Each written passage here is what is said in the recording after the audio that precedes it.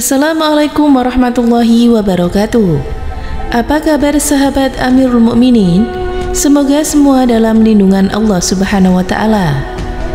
Elon Musk memimpin dalam daftar 500 orang terkaya di dunia dengan kekayaan mencapai 95,4 miliar US dollar menjadi 232 miliar US dollar pada akhir tahun 2023.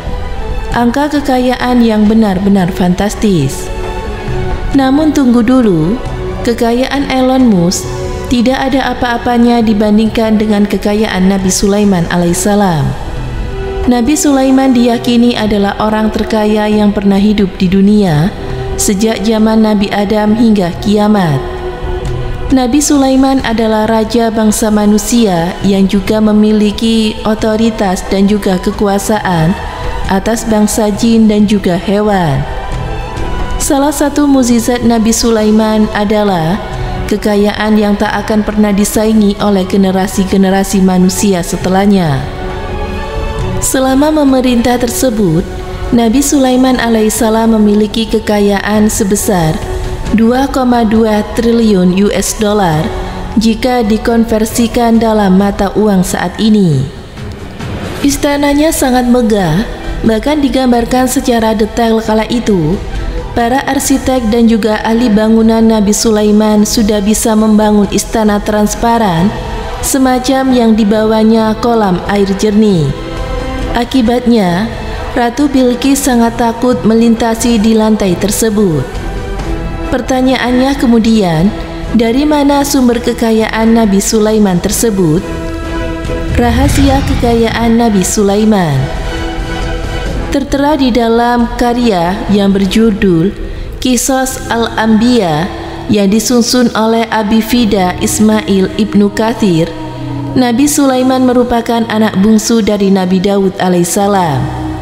Ibunya dikenal sebagai Tasyawud bin Syura. Allah Subhanahu wa taala memerintahkan kepadanya kenabian dan juga kekuasaan atau kerajaan untuk menjadi pemimpin Bani Israel. Selama memegang peran kepemimpinan, beliau menunjukkan kepribadian yang bijak dan selalu mengemban tanggung jawab terhadap segala aspek kehidupannya.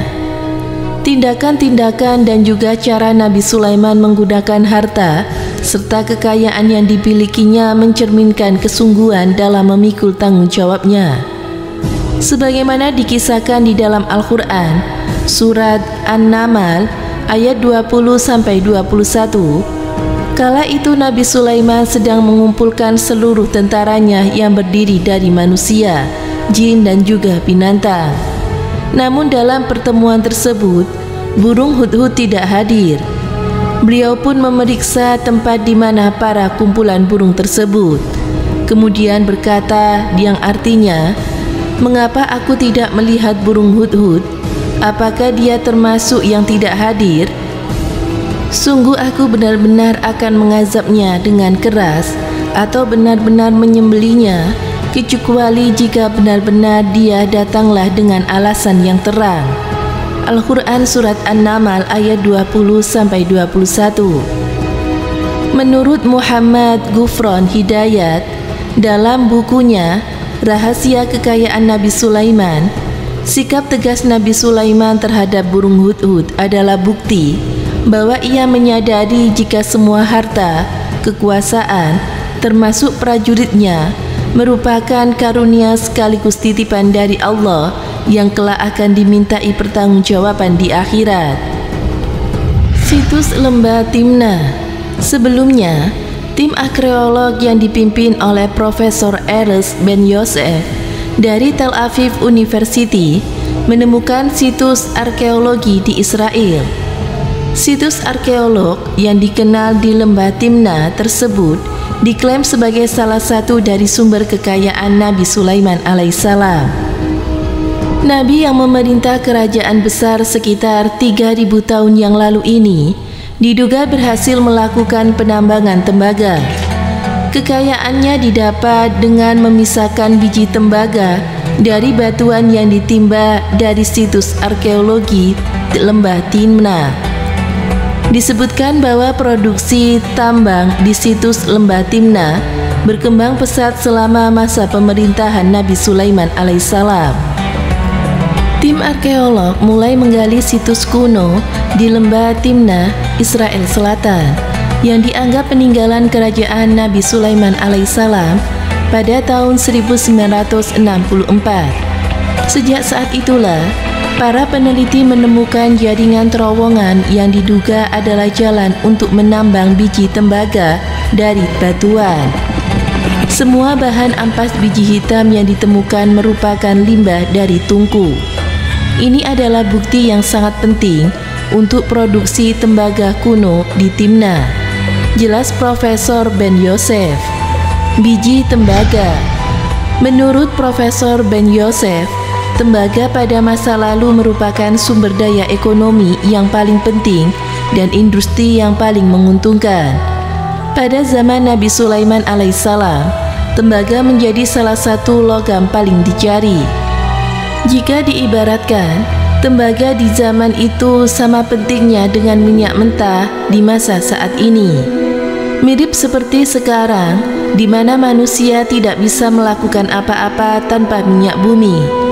Manusia zaman itu pun tidak bisa melakukan apa-apa tanpa tembaga. Jelas Dr. Muhammad Najah dari Friend of Archaeology of Jordan.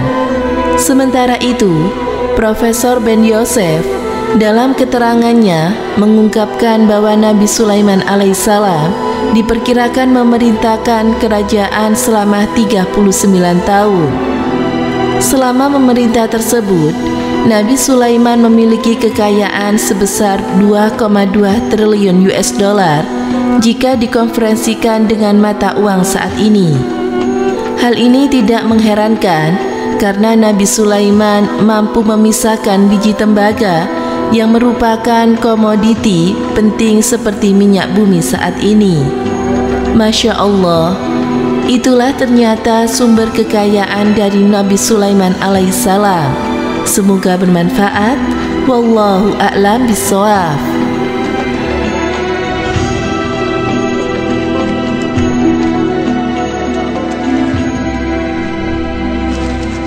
Assalamualaikum warahmatullahi wabarakatuh. Pemirsa Amirul Mukminin yang dirahmati Allah Subhanahu wa taala.